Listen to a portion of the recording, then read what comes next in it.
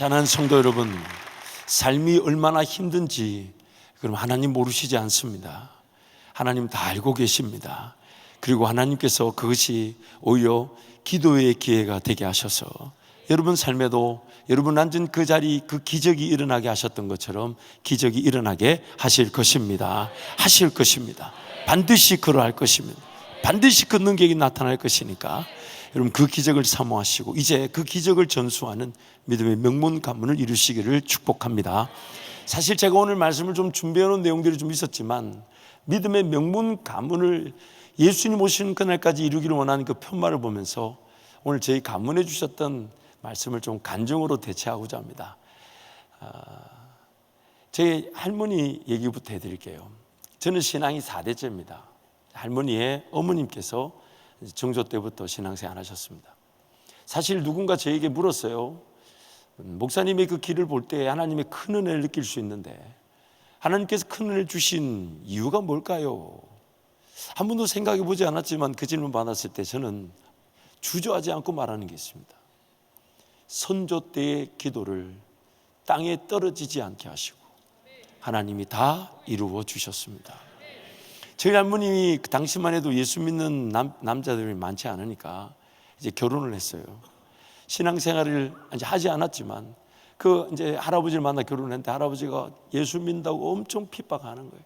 예배당 예배 드리고 있으면 그때 고무신 신고 다닐 때인데 할머니 표현으로는 그 고무신에 똥물을 부어가지고 신발장에 똥물이 흥건하게 우리 할아버지가 그 할머니 안에 그 교인들 예배 드리는데 그 고무신에다 다 똥물을 부고 그 집에 오면 그렇게 때리고 저희 할머니가 저희 집에 계셨을 때 무릎에 이렇게 그 뜸자국이라 그러죠.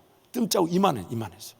무릎에 뜸자국이 3개, 4개. 근데 그 뜸을 생쑥을 가지고 말린 쑥을 이만큼 산처럼 쌓아 올려서 친구들은 저희 집이 한의원 하는 줄 알았어요. 뜸 냄새가 늘 나니까.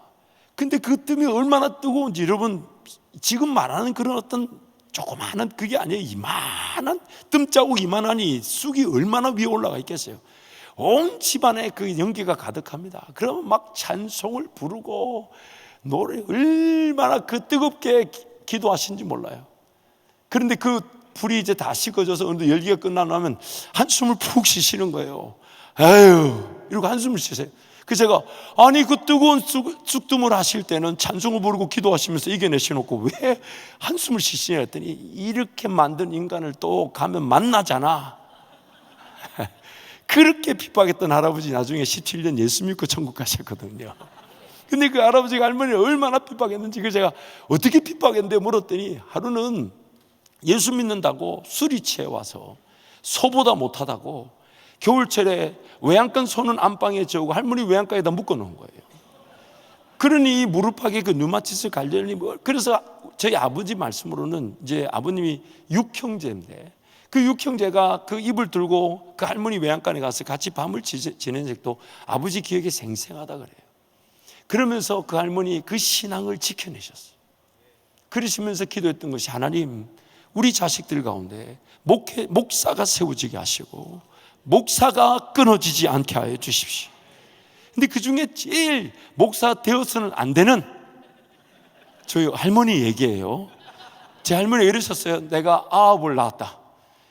아들 셋에 딸 셋을 낳았는데 전쟁통에 죽어야 될 것들은 안 죽고 살아야 될 것들만 죽었다. 이제 천국 가셨지만 제가 그대로 전할게요. 그러면서 한편으로 감사하지만 너무 신기하셨던 게 목사 되면 안 될 거라고 생각했던 아들을 목사 시키셔가지고 근데 저희 아버님이 이제 목회를 하셨을 때 아버님 용서해 주시기를 바랍니다. 그러나 하나님께서 은혜를 주셔서 정말 하나님께서 그 목회 가운데 그 여정에 지켜주시고 저에게 그 목회적 유산을 물려주셨어요. 무엇보다도 우리 할머니의 그 신앙이 지켜지게 된 것에는 그 위에 우리 아버님의 외할머니, 저에게는 이제 증조 할머니시죠. 이 경자 신자 그 친자손들이 있는데도 지금도 아버님은 자기 외할머니 산소에 저를 끌고 올라가서 그 산소에 성묘를 하게 하십니다. 왜냐하면 그 신앙이 그분으로 시작됐다는 거죠. 제가 우리 할머니의 간증을 들으면서 야, 어떻게 그 할아버지 핍박을 이겼을까? 그런 생각을 했어요. 근데 나중에 아버지 얘기를 들어보니까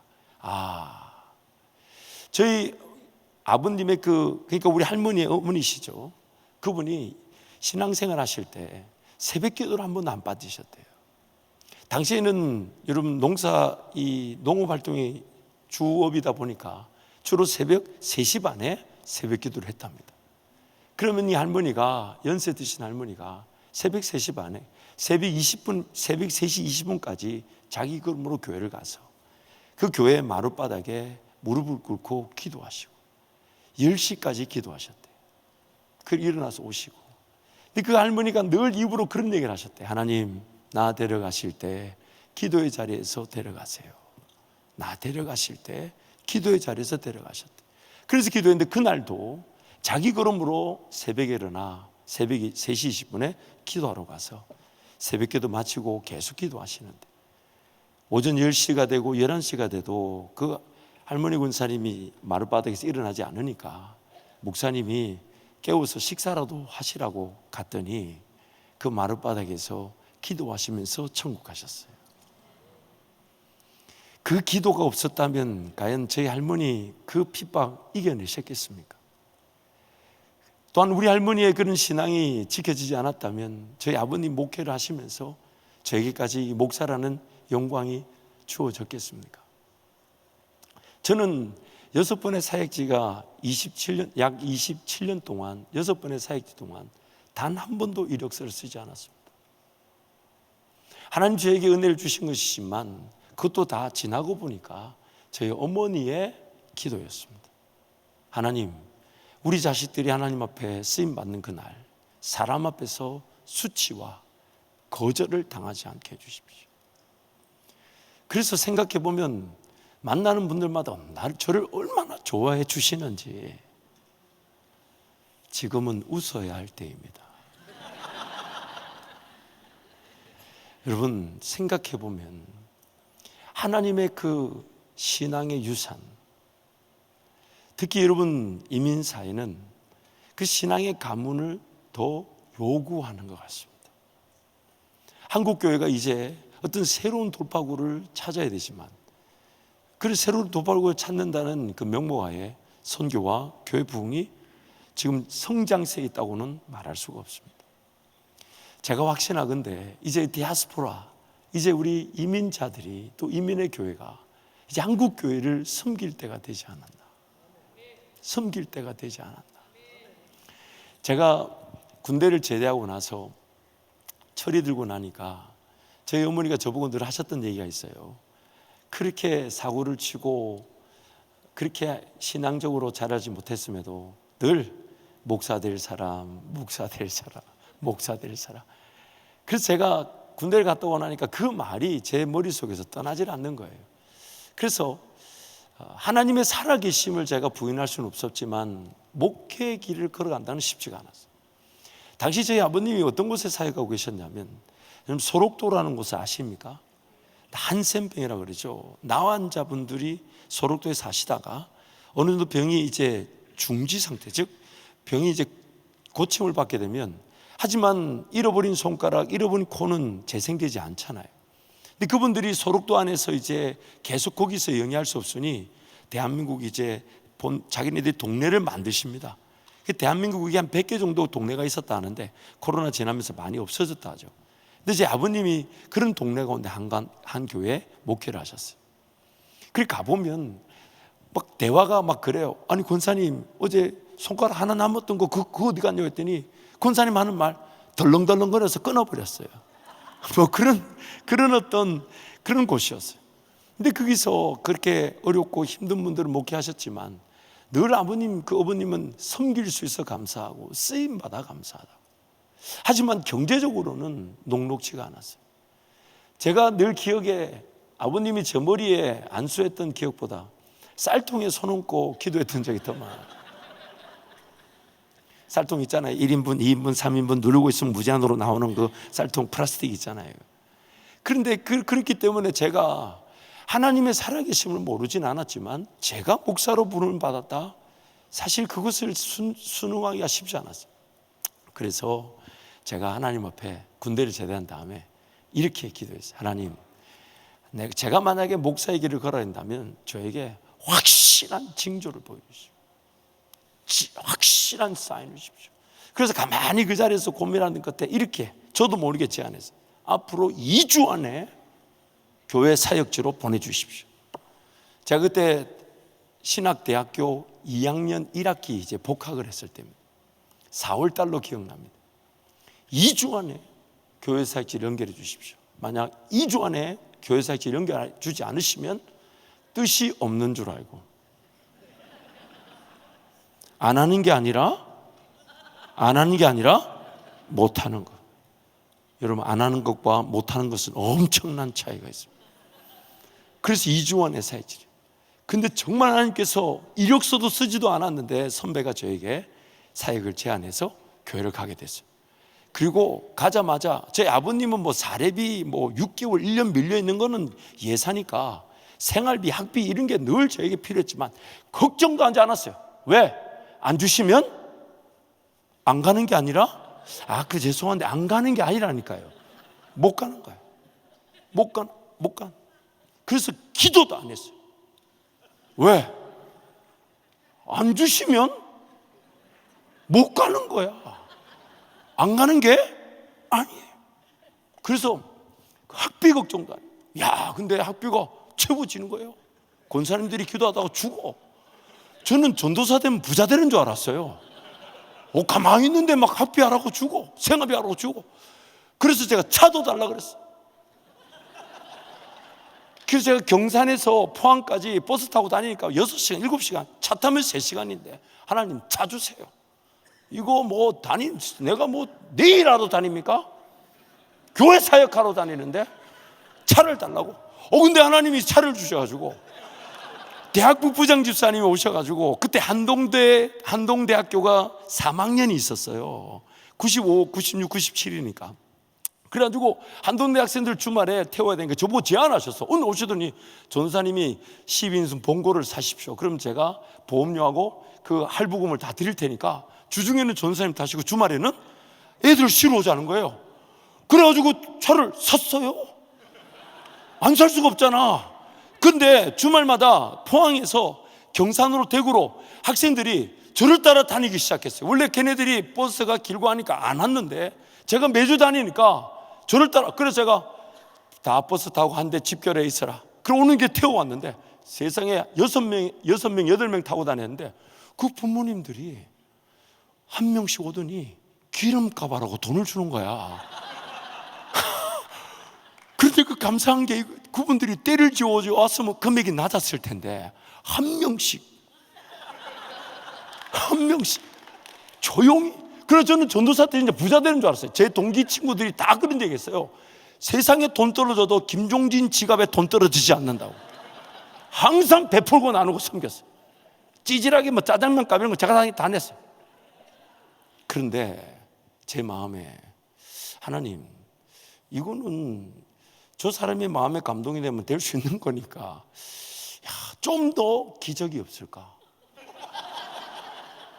이런 것 말고 권사님들이 전도사 왔다 갔다 하면 신학교 다닌 줄 아니까 불쌍하게 보이잖아요. 그러니까 도와줄 마음이 있을 수 있고, 대학부 부장집사님이 자기 차가 필요하니까 나보고 날 이용한 거잖아.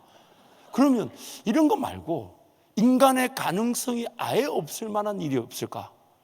그래 이제 그걸 찾기 시작했어요. 의지가 나면 안 가려고.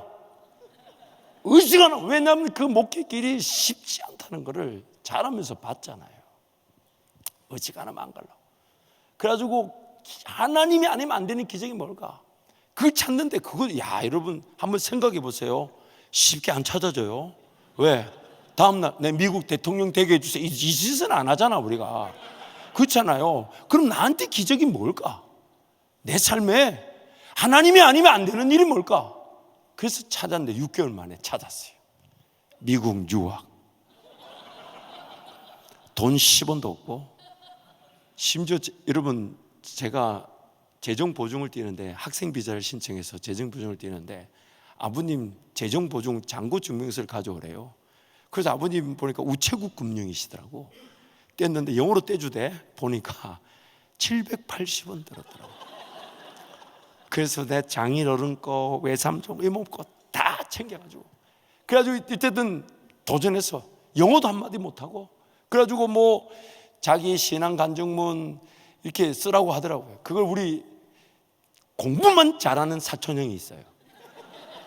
카이스트라고, 거기서 학사, 석사, 박사인데 그 형한테 번역해달라 했더니 형이 너는 영어도 못하면서 유학을 가려고 하냐고, 써달라기만 해달라고. 그래가지고 어쨌든 제가 이제 i2N을 가지고 딱 대사관에 갔더니 영사가 3명이 있는 거예요. 참, 이건 여러분 다 겪어보셨으니까 아실 거예요, 그렇죠? 보니까 왼쪽에 흑인 아저씨, 너무 분위기가 좋아, 잘 갔다 와라 그러고. 그런데 더 좋은 건 이쪽에 흑인 아주머니, 거의 할렐루야 아멘 분위기예요. 맛집을 알려주고 막 자기 좋은데 관광이 어디 이거 알려주고. 근데 중간에 20대 백인 총각, 얼굴 벌겋게 해가지고 안경 들었다 놨다 하면서, 심지어 대한항공 승무원인데 탈락. 오, 저거 보면서 야, 그래서 제가 어지간해서는 기도 안 하는데, 그래서 기도했어요. 하나님, 흑인 아주머니 쪽으로 가게 해주세요. 근데 어디로 갔을 것 같아요? 여러분, 항상 일이 어렵거든 잊지 마세요. 하나님이 여러분을 홍해 길로 인도하신 겁니다. 항상 일이 안 되더글랑 기대하십시오. 하나님의 기적을 볼 겁니다. 하나님은 더 안 되는 쪽으로 막 더 죽으라고 그쪽으로 끌고 가세요. 여러분 지금 좀 힘드십니까? 걱정하지 마세요. 더 힘듭니다. 제가 확실히 약속드릴 수 있어요. 하나님의 살아계심을 믿고 제가 여러분 확신하는데, 힘든데 지금 이 자리에서 이렇게 웃고 있다, 안 힘든 거야. 그리고 걱정하지 마십시오. 더 힘듭니다. 하지만 거기서 기적을 보게 되는 것이에요. 거기서 하나님의 길을 보게 되는 것이에요. 그래가지고 기다리고 있는데 밑에서 이제 6명씩 여권을 묶어서 그 대사관 영사한테 갖다 주면 6번째 여권이 유리를 통해 보이는 거예요. 인터뷰하는 유리를 통해. 그래가지고 기도하고 있는데 거의 때가 된 것 같은데, 근데 밑에서 소리가 올랐어. 그리고 백인 앞에 탁 두고 가는데 6번째가 제 거였어요. 그러면 그렇지, 그러면 그렇지. 그래가지고 이제 가보니까 6명이 싹 다 신학생이에요. 싹 다. 그래가지고 웨스트민스터, 뭐 리폼 다 좋은 신학교인데 첫 번째 탈락. 너무 신기한 거는 그 신학생이 다 영어로 인터뷰했는데 다 떨어졌어. 세 번째 탈락, 네 번째 탈락, 다섯 번째는 죄송한데 50대 여성이었어요. 그러면서 거의 할렐루야 아멘 하면서 이렇게 가가지고, 근데 그 영사가 그 사람하고 인터뷰도 하지 않고 거절 도장을 꽉 찍어버렸어요. 그러니까 옆에 있는 통역하는 사람이 어쩔 줄 모르고, 그러니까 이 사람은 이제 소리를 그 유리 밑으로 집어 넣으려는데 그 통역하는 사람이 떨어지셨습니다. 그러니까 이분이 막 삿대질하면서 마귀 새끼라 그러고, 다음에 인터뷰는 안 돼, 다음엔 안 돼. 백이 얼굴 벌게 져가지고 난 더 기분 나쁜 게 통역을 하네. You are she said you are Satan. 뭘. 나 진짜. 그러니까 이게 청원 경찰을 찾고 싶었어. 기어이 끌려갔어. 이 백인 영사가 얼마나 힘들었는지 잠시 휴식한다고 제 거 여권 세워놓고 뒤로 갔어. 기다리고 있는데 이미 절망 상태, 이미 떨어진 거야. 이거는 나는 그러면 그렇지, 이제 끝이다, 나는 이제 안 간다, 못 간다. 나는 내가 지금 하나님 앞에 내 주의 길 간다고 왔는데 안 보내주시면 못 간다. 시마이. 죄송합니다. 어이구, 목사님 깨버렸습니다.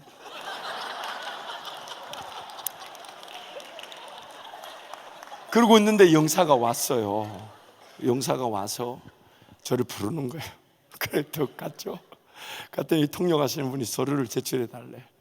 이 아버지 재정 보증을 제일 밑에다 놓고 우리 장인 거, 외삼촌 거 그 반 떼가지고 이제 밀어 넣는데 너무 두꺼워가지고 그 유리 밑에 안 들어가는 거예요. 그래서 우리 아버지 거 빼고 그 반을 넣는데 질문이 시작됐어요. 아버지 뭐 하시냐? 그래서 제가 목회합니다.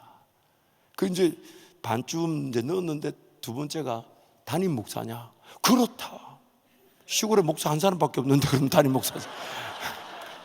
그리고 이제 나머지 서류, 그 아버지 서류 들은 거 그거를 이제 넣으려는데 세 번째 질문이 교인이 몇 명이냐?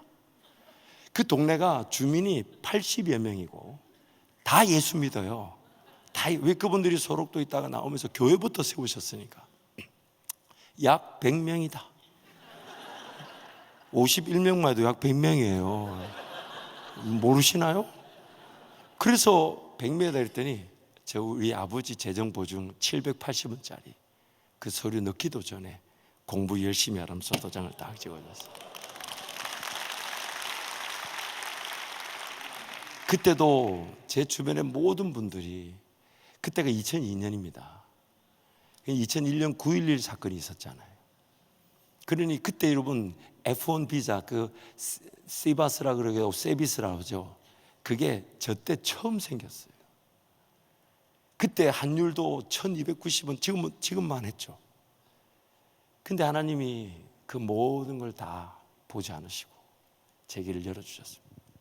그리고 이제 우여곡절 끝에 이제 아내와 함께 LA 오가 놀만디 청운교회 건너편 거기에 방을 얻게 하시고, 이제 아내가 이제 저한테 묻는 거예요. 이번 지금 돈이 300불밖에 없는데 아파트 월세가 750불이다. 어떡할 거냐? 그때는 제가 아무 말 못했는데 다음날 새벽기도 갔더니 하나님 저에게 응답하셨어요. 응답하셨어요. 뭐라고 응답하셨냐?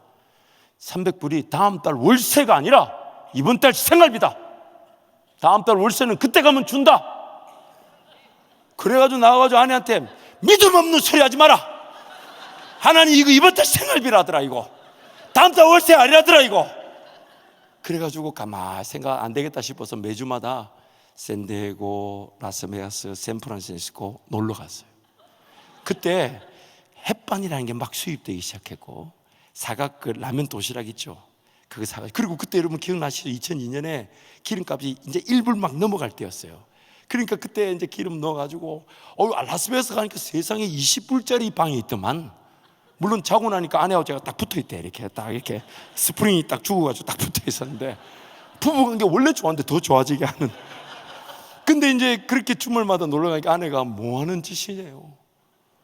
아파트 한 달 월세도 없으면서 매주 지금 왜 이렇게 다니냐. 이 사람 하나님이 생활비를 주셨으니 생활비답게 최선을 다해서, 우리가 뭐 사치를 하자는 것도 아니고. 그때 말은 하지 않았지만 제 마음속에 하나님 월세를 안 주시면 돌아가야 되는데 벌벌 떨다가 돌아갈 수는 없잖아요. 300불 있는 거라 가지고 최선을 다해서 샌디에고, 라스베가스. 여러분 내일 일은 주님께 맡겨놓고 오늘 예배하고 오늘 즐거워하시고 오늘 기뻐하세요. 쓸데없는 짓 좀 하지 마시고. 벌벌 떤다고 이래 되지 않아요. 벌벌 떠는 시간에 기도하러 오세요. 그게 제일 좋아요. 저 뒤에 아멘 안 하잖아요. 반드시 하게 될 줄 믿습니다.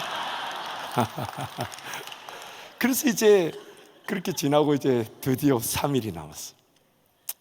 새벽기도 가서 하나님, 천사를 미국에서 보내신다면 3일이 남았지만 한국에서 보내신다면 오늘쯤 연락이 와야 합니다. 왜냐하면 돈 붙이는 시간이 있잖아요. 근데 그날 밤에 한국에 제가 처음 사역했던 교회 권사님과 연결이 됐어요.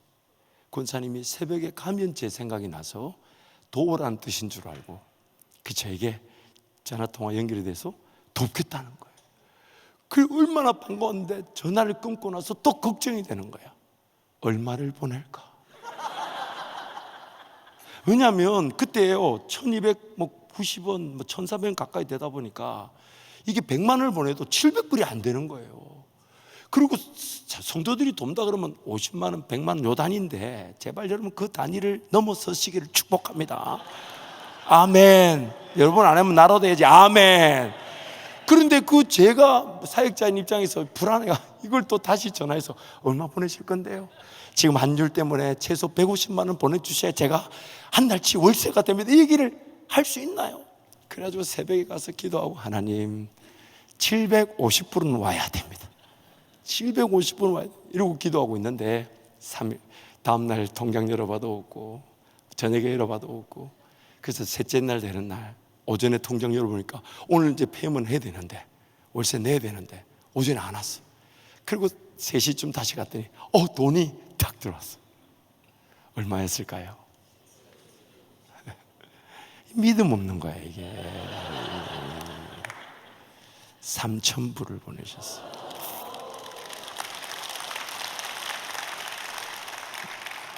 (3개월치) 생활비를 보내주셨어요. 그래서 아내에게 그걸 보여주면서 우리 다시는 돈 때문에 하나님 의심하지 말자. 물론 그 뒤로도 많이 의심했습니다. 솔직하게 많이 의심했어요. 그렇게 하나님께서 제 인생길을 열어주셨어요. 영어도 할 줄 모르는데 하나님께서 영어 사역도 하게 하시고, 그렇게 이제 달라스의 사우스 웨스턴 베프티스트 세미너리라고 그 기독교 교육학을 다니는데, 여기서 이제 제 인생에 전환점이 생겼습니다. 그날도 이제 학비를 달라고, 그래서 학교 책벌에 기도하러 갔는데, 하나님 학비 주세요. 그리고 늘 했던 레파토리, 안 주시면 못 갑니다, 이 얘기를 해야 되는데 그날은 그 얘기를 못했어요. 하나님의 은혜에 감사했다기보다는, 너 지금까지 십몇 년을 이 길 걸어왔는데, 자식도 셋을 낳았는데, 이제 와서 너 신앙 안 하고 목회 안 하면 뭐 할 건데. 이건 뭔가 하나님이 주셨다기보다는 제가 제 현실을 발견한 거예요. 오직 하나님만 바라보고 주십시오, 하나님 주시면 믿습니다, 그리고 안 주시면 나 못 가고 안 갑니다, 그렇게 투정 부리며 왔는데, 그렇게 10여 년을 와버렸어요. 근데 이제 왔는데, 그때 여전히 학생 비자 신분이었어요. 밖에 나가서 할 수 있는 일이 하나도 없었어요. 그러면서 불법으로 할 수 있는 일들만 머릿속에 영화 필름처럼 지나가는 거예요. 그 순간, 아, 이거 내가 이래서는 안 되는구나, 내가 이럴 때가 아니구나. 그리고 하나님 앞에 무릎을 꿇었습니다. 제 인생에 처음으로 하나님 앞에 항복했습니다. 하나님, 살려주십시오. 불쌍히 여겨주십시오. 긍휼히 여겨주십시오. 이제 와서 저 다른 일 하라면 할 줄 아는 게 하나도 없습니다. 할 줄 아는 거 하나도 없는데 이제 나와서 배워야 되고 전전긍긍하며 세상 나가 살기 하나님 싫습니다. 오직 예수만 바라볼 테니, 지금까지 예수만 바라보고 왔어요. 제 투정, 제 불만, 제 불평 때문에. 그러나 이제는 자발적으로 내가 주님만 바라볼 테니 주님 제 길을 인도하여 주십시오. 하나님께서 그 기도 이후에 저를 버지니아로, 그리고 다시 LA로 오게 하셨는데, LA로 오게 할 때도 하나님이 아니면 안 왔을 겁니다. 어떤 일이 있었냐면, LA에서 사역하고, 버지니아에 사역하고 있는데, LA 한인타운에 어떤 교회에서 목사님이 사역을 하자고 제안을 하셨어요. 부목사님 그만두시게 됐다고. 그래서 버지니아에서 이제 비행기 날짜 잡아놓고 짐을 미리 실어보는, 이사해 보셨나요 여러분? 짐도 내가 싣고 보낼 수 있는 게 아니라 이삿짐 센터가 한 달 전에 싣고 가요. 그러면 짐이 꽉 차면 이제 실어서 그게 저기 뉴욕에서부터 버지니아로, 애틀랜타로 착 달라스로 이렇게 한 바퀴 도는 그 차가 꽉 채워주면 가는 건데, 마침 떠나는 게 있대. 그래서 한 달 전에 짐 먼저 보내고, 그래가지고 여기 사이프러스 아파트도요, 제가 가보고 결정한 게 아니에요. 여기 있는 우리 사역자 시켜서 사진 찍어 보고 결정했어요. 그리고 아파트 정해놓고 그 집으로 보내달라 해놓고, 차도 타던 차도 트레일러 실어 보내고, 그 이제 집안에는 여행용 가방, 이제 우리 애들이 뭐 그때 뭐 6살, 3살, 2살 요럴 때니까 그 여행용 가방 이제 하나씩 들고, 이제 3일, 제 기획에 3일 뒤면 이제 LA 가는데, 3일 남겨놓고 목사님 전화 와서, 그만두기로 한 목사님이 살려달라고 한다고. 그러면서 하는 말이, 김종진 목사님은 실력이 있으니까 하나님이 인도하실 줄도 전화 끊어버렸어요. 있어요. 그 LA 그 어디 기쁨의 교회라고, 이모 희문 목사라고. 그래가지고 이거, 그래가지고 주님 앞에 가서, 주님, 이 뭡니까? 근데 요한복음 3장 말씀 주셨어요. 바람이 불매 어디로서부터 와서 어디로 가는지 모르나 성령으로 난 사람은 그러하다면서 감동을 주시기를, LA로 바람이 불었다. 그래서 눈물을 먹고 아내한테도 제가 오는 날 얘기했어요. 오는 날. 그리고 이제 주일을 보내고, 이거 내가 하나님 무슨 뜻이 있을까? 그러나 여러분, 정말 저에게 주셨던 은혜 중에 가장 큰 은혜가 바로 이 부분이에요. 내 인생길이 열리지 않아서 과연 어떤 길이, 어떤 직업이, 어떤 일터가, 어떤 사역이 주어질지 모를 때 하나님 저에게 죽으면 죽겠다는 심정으로 하나님 앞에 인내하게 만들어주셨어요. 그래서 그 목사님한테 돌아가서 교회 예배당 키라도 내놔라. 그래서 새벽 4시부터 사이프러스에 3시 20분에 출발합니다. 새벽 4시부터 난 12시까지 예배당을 떠나지 않았습니다. 아니, 떠나고 싶지 않았어요. 내 삶을 내가 유지하고 관리하고 먹고 마시고 입는 문제 해결하기 위해 세상에 나갈 수가 없었어요. 그게 더 두려웠어요. 그래서 기도도 안 됐지만 버텼어요. 불평, 원망, 투정 하나님 앞에 외쳤다.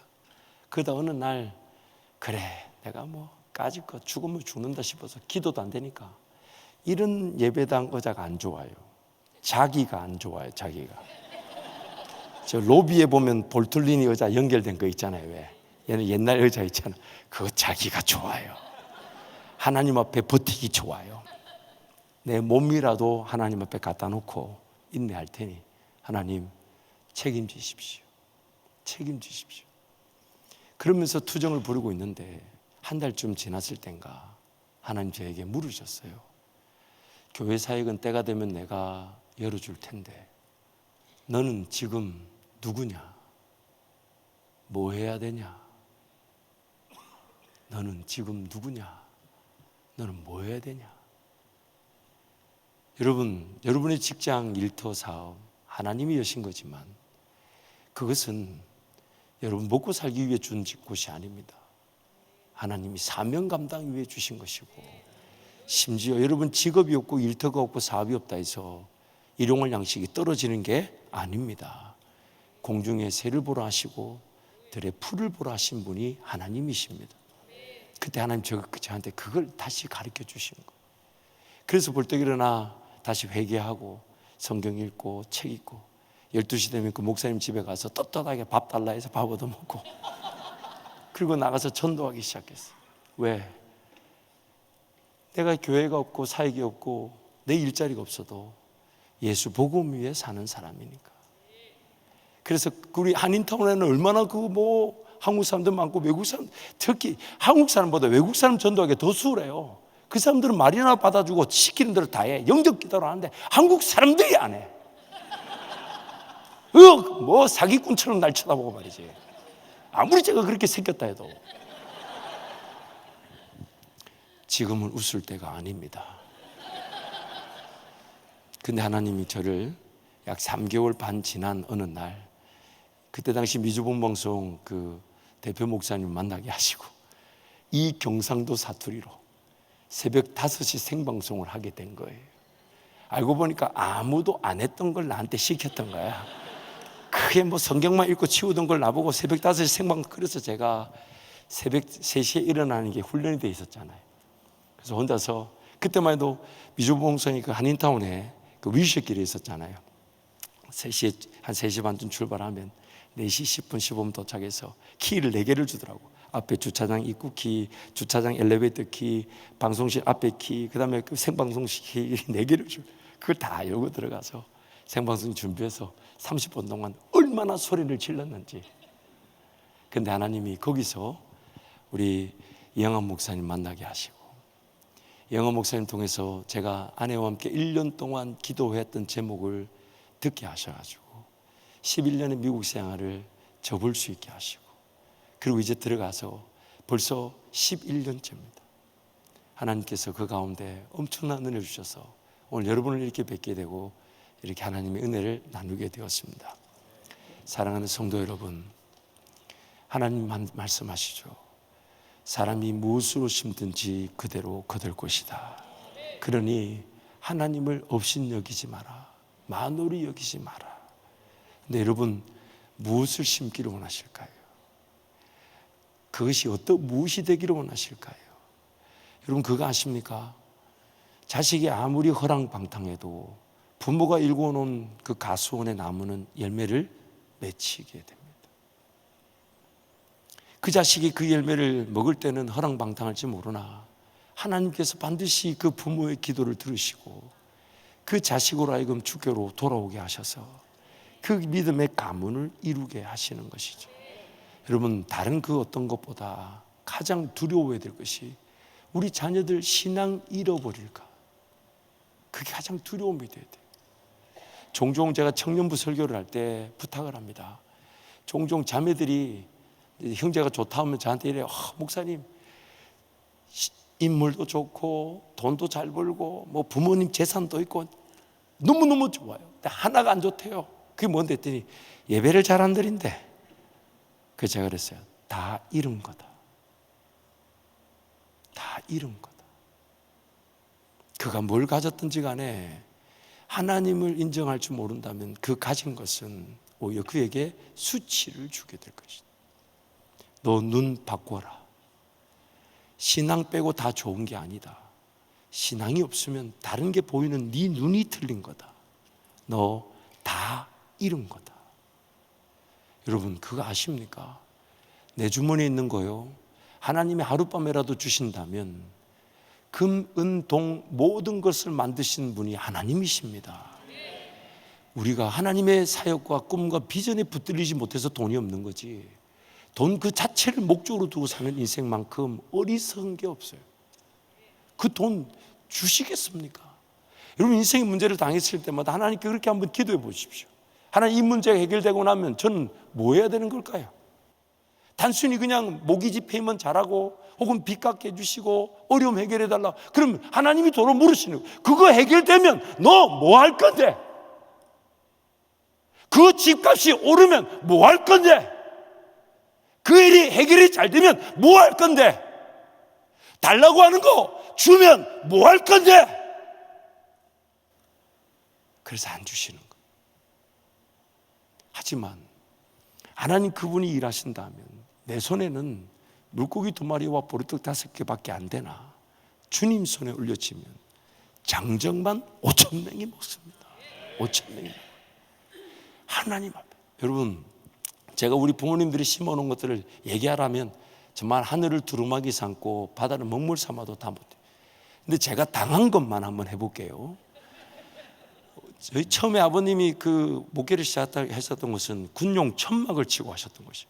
군대에서 막사를 버려놓은 것을 그 교인들이 가져와서 안에 한 25명 자는 천막 막사 혹시 기억나시나요? 사실 제가 오늘 이 말씀을 전하러 온 게 아닌데 제목 보고 설교를 바꿨어요. 왜냐하면 저에게 주신 은혜니까. 그러다 보니까 그 교인들이 땅을 사놨는데 막사 치고 그 옆에 초가집 아십니까 여러분? 위에 볕단. 제가 이사 가는 날 잊지 못해요. 비 오는 날인데 지붕에서 뭐가 뚝 떨어지는데 뱀이 떨어져서 가더라고. 내 머리 위에 뱀이 살고 계시더만. 근데 그런데 가다 보니까 늘 경제적으로, 그때 제가 중학교 고등학교 다닐 때 육성예비 기성예비를 해서 그거 다 안 했어요. 공납금이를 다 냈잖아요. 분기마다 냈는데 매번 학교 가면 또 그때 이게 좀 법적으로 문제가 될지 모르지만 선생님들 때리더라고. 학비를 안 가져왔다고. 근데 난 맞으면서 늘 궁금했어. 나중에 학비 갖다 주면 이 맞은 건 어떻게 보상해 주나? 아니 그렇잖아요. 그렇다고 깎아주는 것도 아니고 늦게 내는 건데 맞으면서 내가 나중에 학비 갖다 주면 이걸 내가 다시 선생님을 때리나? 늘 그게 궁금해. 그 학교 가기가 싫은 거야 이게. 학비가 없으니까. 그래서 어머니 학비 달라면 없으면 없다, 있으면 있다 이런 말 하면 되는데 우리 어머니 뭐라는 줄 알아요? 기도해보자. 새끼 없으면 없다라고. 기도해보자. 무슨 기도해보자. 그 학교 가면 맨날 맞고 그러니까 에이씨, 제 중학교 3학년 때 에이 이놈의 집구석 나간다. 그래가지고 그때 국제상사라고 신발 공장 유명했어요. 네, 그거 가서 일한다 싶어가지고 수요일 예배 마치면 아버지는 강단에서 주무시고 어머니 밑에서 주무시니까 다 하고 사택이라고 해요. 뭐 초가집. 그거 뭐 옷이라 몇 벌 있나요? 주섬주섬 챙겨가지고 이놈의 집구석 나간다. 딱 나가는데 그 마루에 쌀 한 자루하고 봉투가 딱 올려져 있는 거야. 근데 속으로 좀 일찍 주시지. 옥 두들겨 맞고 나면 이렇게 하루 이틀 그런 일이 많았어요. 그래가지고 그래서 봉투를 열어보니까 아니라니까 동생은 제 학비가 되는 거예요. 다시 들어와서 짐 풀고 학비가 주어졌으니까 그래가지고 자고 일어나서 이제 학비를 달라 했더니 세상에 없다는 거예요. 어젯밤 8시에서 9시 사이에 봤다. 내가 더 급한 데 썼대. 지금 아침 7시인데 아니 어디 더 급한 일이 있었냐고. 자식 학비보다 더 급한 데가 어디 있냐고. 세웠어. 신경질. 에이씨, 어제 나갔어야 되는데 신발 공장 갔었어야 되는데. 그래가지고 학교를 가서 또 맞았어. 근데 그 맞을 때 우리 반에 우리 동네 저하고 또래 친구 하나 있는데 그 친구는 저보다 더 오래 맞았어요. 더 어려웠거든. 그리고 그게 그때 이제 아버님이 이제 이게 파킨슨병이라 그러죠. 그걸로 누워 계시고 어머니가 이제 집을 나가시고 아들만 셋 있는 집이었어요. 그러니까 그 집에는 숟가락이 몇 개인지 더 잘 알고 우리보다 더 어려워. 매 교회에서 밥을 해서 이제 어머니가 갖다 주는데 그날 그놈이 안 나오는 거야. 그래서 내가 맞으면서 아픈 것보다 저 새끼는 어디서 돈이 났을까? 이게 더 궁금한 거야. 그래가지고 딱 가자마자 야, 너 돈 어디서 났어? 근데 딱 한마디. 몰라. 아빠가 주더라.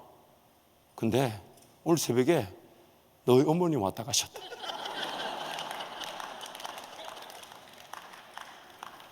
박수 치시는 분 뭐예요? 뭐예요 지금? 어젯밤에 나갔어야 되는데. 그리고 이제 보따리를 진짜 싸려고 갔더니 어머니가 봉투를 주면서 내일 학비 가져가라고. 참 하나님 벨라신데 제가 지금 이 얘기를 하는 이 순간 저와 여러분의 느낌, 하나님이 저를 위해 우리 어머니에게 뭘 가르쳐 주신 겁니까?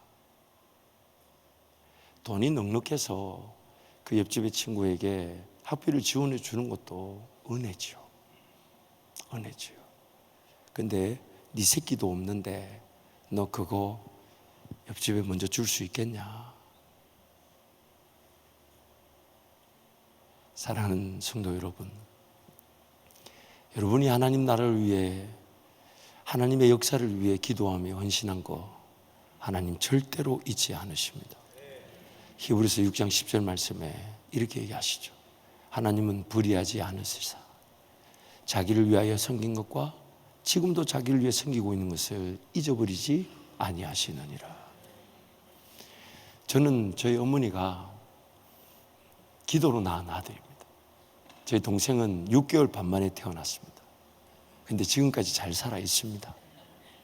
근데 저희 어머니는 아가씨 때 결혼 전에 자기가 흑백 TV를 보는데 당시만 해도 드라마가 끝나면 뭐 기획, 연출 이러면서 자막이 올라갔잖아요. 뭐 작가, 뭐 배우 이러면서 올라갔는데 아직 드라마가 끝나지 않았고 옆에 이모나 할머니 눈에는 안 보이는데 TV에서 자막이 위에서 밑으로 떨어지더라고요.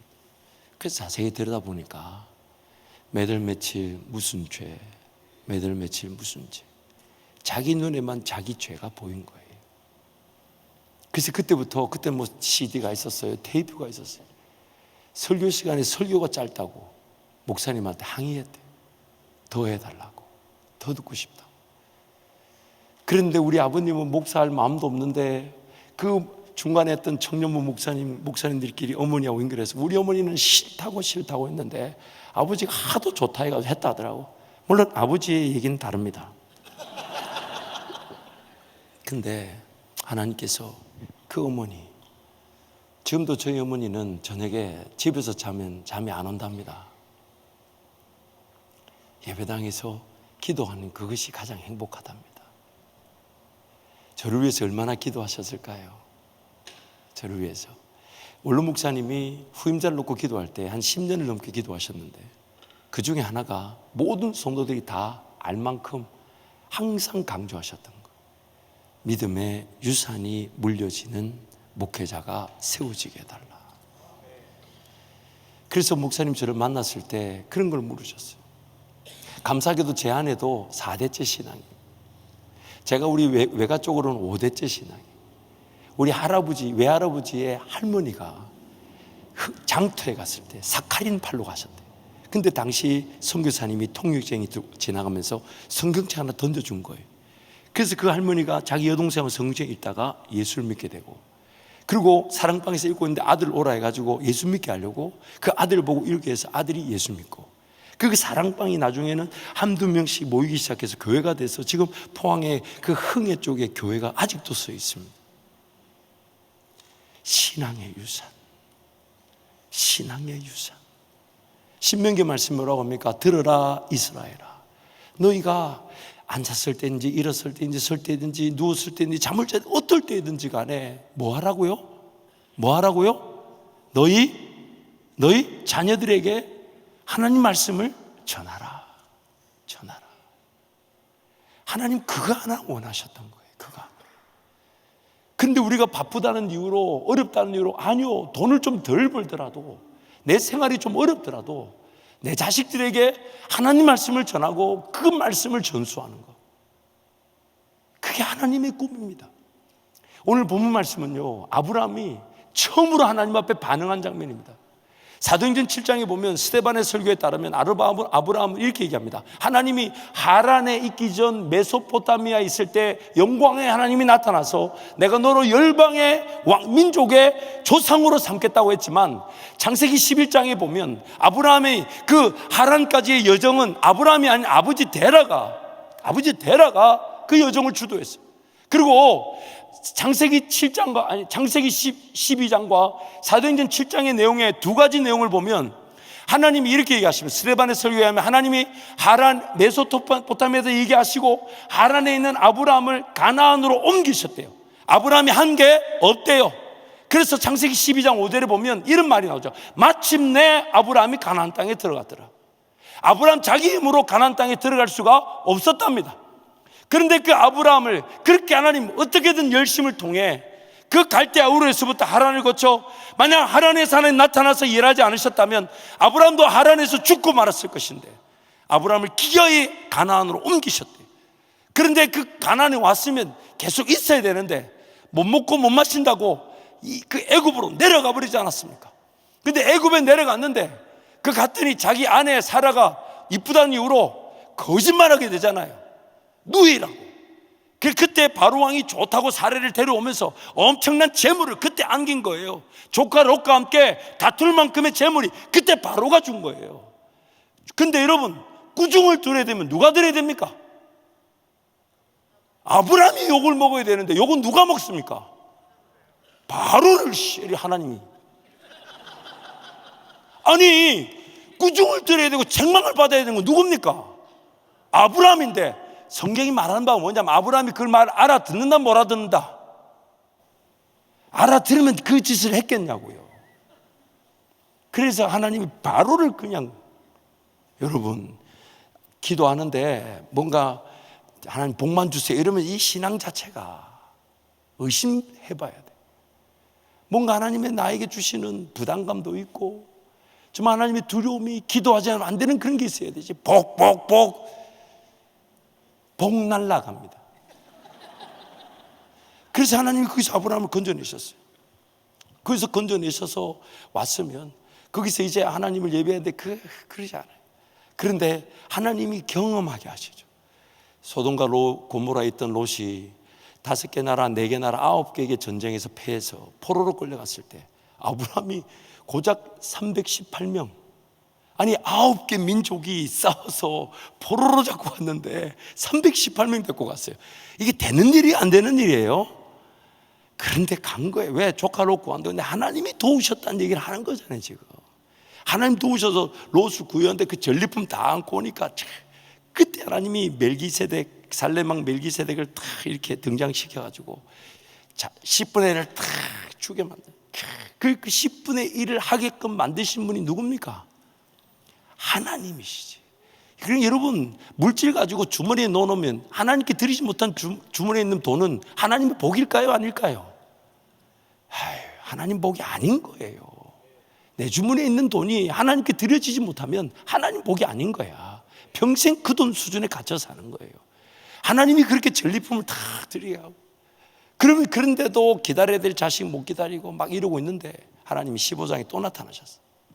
그러니까 총 보면 3번 나타나신 거죠. 사도행전 7장에 보면 메소포타미아에 있을 때 나타났는데 못 알아들었어요. 하란에 나타나셨는데 거기서 겨우 데리고 왔는데 창세기 15장에 또 나타 똑같은 얘기를 하시니까 아브라함이 그제서야 반응을 한 게 2절과 8절. 2절에 이르죠. 나는 지금 종 엘리에섹밖에 없는데 무슨 민족을 이루나시냐. 그래서 하나님 그를 또 데리고 나서 하늘의 별을 보여주면서 설득하시죠.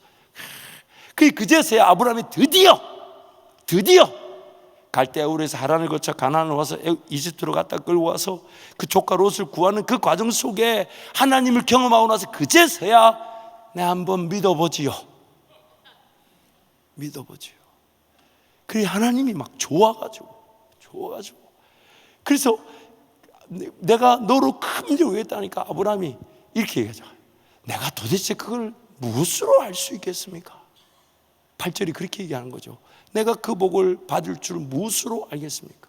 근데 하나님이 그 아브라함에게 가르쳐 주시는, 마치 아브라함이 듣고자 하는 내용보다 더 멀리 아브라함을 통한 믿음의 세대에 대한 약속을 아브라함이 전혀 상상할 수 없는 얘기를, 내가 너로 민족을 이룰 것인데 그들이 이집트에 가서 애굽에 가서 400년이 지나면 이 땅을 돌아와 이 땅을 차지하는 민족이 될 것이라. 마치 아브라함은 과연 하나님 맞습니까? 하나님 제가 어떻게 믿을 수 있습니까? 이런 불신, 의심 그 상태에 하나님 앞에 반문한 건데 하나님은 그 자체가 막 행복해가지고 더 알려주고 싶어하고 더 가르쳐주고 싶어하고 아브라함이 그 생애 그 자체가 아닌 400년, 500년, 600년 이후에 그 하나님의 민족을 이룰 그 꿈을 아브라함에게 막 알려주시는 거예요. 근데 여기서 끝나지 않아요. 아브라함에게 너 나를 위해 제사를 드려. 그래서 제사를 드리니까 하나님이 말씀해 주시기를 너 비둘기를 잡아서 가운데를 가르고 벌려놓고 있어라. 그러면서 때가 됐을 때 하나님 나타나서 하시는 말씀이 내가 너로 큰 민족을 이루고 너의 백성들이 이집트에 갔다가 다시 돌아와 민족을 이루게 될 것인데 이 약속이 반드시 이루어지게 될 것이다. 근데 여러분 그거 아십니까? 계약이라는 것은 예를 들어서 여러분 하우징을 프로퍼티를 사고 팔 때 바이어와 셀러가 있죠. 그럼 바이어와 셀러의 관계를 계약관계라 그럽니다. 매도하고 매수하는 거죠. 근데 그 계약관계가 상호 동등관계죠. 가격이 합의되는, 당신이 제시한 가격을 나도 받아들이겠다. 그럼 상호 계약관계란 말은 상호 위치가 같다는 얘기인데 아브라함에게 지금 하나님이 계약하자 하십니다. 무슨 뜻일까요? 자격이 전혀 없어요. 하나님이 다 하셨어요. 갈대아 우르에서부터 하란에까지 가나안 땅에까지 이집트에까지 소돔과 고모라를 멸망시킨 민족을 멸망시킨 것까지 하나님이 다 하셔놓고 이제 겨우 한마디 반응한 그 아브라함, 처음으로 이제 하나님을 한번 믿어보겠다고, 그리고 그 복이 나에게 어떻게 주어지겠냐는 그 한마디에 하나님이 흥분하셔가지고 하나님 스스로가 아브라함에게 약속하시고 하나님 그분이 약속하신 말씀에 자기가 제약을 당하시고 하신 말씀이, 이 약속이 이루어지지 않으면 이 비둘기들이 쪼개진 것처럼 그 죽음을 면치 못하게 될 것이다. 이런 거죠. 나도 내가 말한, 너를 위해 말한 그 약속에 내 모든 걸 걸 테니, 내 모든 걸 걸 테니 너도 걸어다오. 너도 걸어다오. 하나님 자기가 그분의 말씀에 아브라함을 위해, 저와 여러분을 위해 그렇게 죄짓고 쓰러지고, 여러분 그거 아십니까? 오늘 이렇게 신앙이 이 상태든 혹은 안 좋은 상태든 심지어 죄짓고 쓰러지는 거 하나님 모르셨을까요? 앞으로 죄짓고 쓰러지는 거 모르실까요? 다 아십니다. 하지만 나를 영원히 떠나지 않겠다 하셨고 나를 영원히 버리지 않으시고 오히려 나를 통해 민족을 이루시겠다고, 역사를 이루시겠다고. 근데 오늘 내가 그 하나님의 언약 관계 당사자인 내가 과연 하나님 앞에 하나님 모든 걸 거시듯이 자기 아들을 아끼지 아니하시고 우리에게 내어주시니가 어찌 다른 걸 더 아끼실 수 있겠냐고. 그래서 오늘 우리에게도 마음을 다하고 뜻을 다하고 힘을 다하고 목숨을 다해 하나님을 사랑할 기회가 되게 하시는 것. 하나님을 몰랐던 내가 하나님을 알아가면서 하나님을 경험하게 되고 하나님의 뜻을 알고 하나님 그분이 나를 위해 다 거셨던 것처럼 나도 하나님을 위해 다 걸 수 있도록 만드시는 것. 여러분, 성경을 보면 오늘 우리의 목사님 여기 시계가 없어가지고 죄송합니다. 제가 몇인 줄 모릅니다. 저 위에 마치도록 하겠습니다. 이제 봤습니다, 시계를. 말씀 마무리하겠습니다. 사랑하는 성도 여러분, 성경을 보면 하나님과 우리의 관계를 세 가지로 얘기합니다. 첫 번째는 주인과 종의 관계. 너무 안타까운 것은 요한복음 15장 5절 말씀에 예수님이 너희를 다시는 종이라지 않고 뭘 한다고요? 친구란다. 왜냐하면 종은 주인의 뜻을 모른다. 근데 오늘 우리가 하나님을 섬길 때 하나님의 뜻을 모른 채 신앙생활 하려고 합니다. 그러다 보니까 언제 신앙이 뜨거워지고 기도가 되냐? 문제가 생겼을 때, 어려움이 생겼을 때. 그래서 여러분, 기도하러 안 왔던 거거든요. 내 삶의 시간을 하나님과 구별해 드리지 않았던 이유는 내 기도하지 않아도 내 삶이 사라졌으니까. 근데 그 관계가 하나님과 소통의 관계를 볼 때 뭐든지 하나님 말씀하시고 나도 하나님 앞에 뭐든지 말씀할 수 있는 그 관계가 있는데, 하나님 아무 말 하지 말고 그냥 내 삶에 필요한 것만 도와주고 해결해주고 잘되게 해다. 여러분, 하나님 우리 자식들을 잘되게 해주세요. 한 번만 생각해 보세요. 뭐가 잘 되는 걸까요? 과연 그 기도 하나님 어떻게 들어주셔야 될까요? 잘되게 기도해달라 했는데 과연 언제 잘된 거라고 고백할까요? 하나님 그분의 뜻을 묻고, 우리 자식들을 위한 뜻이 뭡니까? 내 직업을 위한 뜻이 무엇이고 오늘 내 삶을 위한 뜻이 왜? 종이 아니라 친구라 부른다고. 그런데 여러분, 주인과 종, 친구의 관계를 넘어서는 자리까지 우리를 끌고 가십니다. 남편과 아내, 예수와 함께 죽고 예수와 함께 부활하는 것, 예수로 충만한 것, 예수로 연합하는 것. 아브라함이 우리가 잘 아는 대로 그렇게 하나님을 믿지 못하고 방황했던 인생이 나중에 100세 얻은 아들까지도 하나님 앞에 내어놓죠. 여러분, 당시에 성경이 있었습니까? 예언자가 있었습니까? 선지자가 있었습니까? 근데 아브라함은 도대체 그 음성을 어떻게 확신할 수 있었을까요? 네 100세 얻은 아들을 번제로 바치라. 하나님이 거기까지 아브라함을 빚어가신 거예요. 쪼갠 고기 사이로 지나가시면서 약속하신 하나님의 언약을 이루신 것입니다.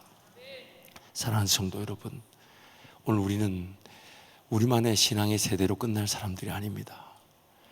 특별히 여러분, 우리 한경 목사님을 통해서 은혜하는 교회가 은혜 위에 은혜의 역사를 펼쳐오고 있습니다. 이제 이 은혜는 더 큰 은혜의 기반이 될 것인데, 이제 여러분이 기도하면 신했던 이 교회가 여러분의 자녀들이 눈물로 씨를 뿌리며 기쁨으로 단을 거두게 될 것입니다. 그 하나님을 기대하십시오. 그 하나님을 의지하십시오. 하나님을 항상 찾으십시오. 이 얼마나 기적의 장소입니까? 얼마나 좋습니까? 언제든지 기도하러 올 수 있는, 정말 제 안에도 응답받은 기도의 공간인데, 그러면 여러분이 더 깊은 기도의 자리에서 주님과 동행하시기를 축복합니다.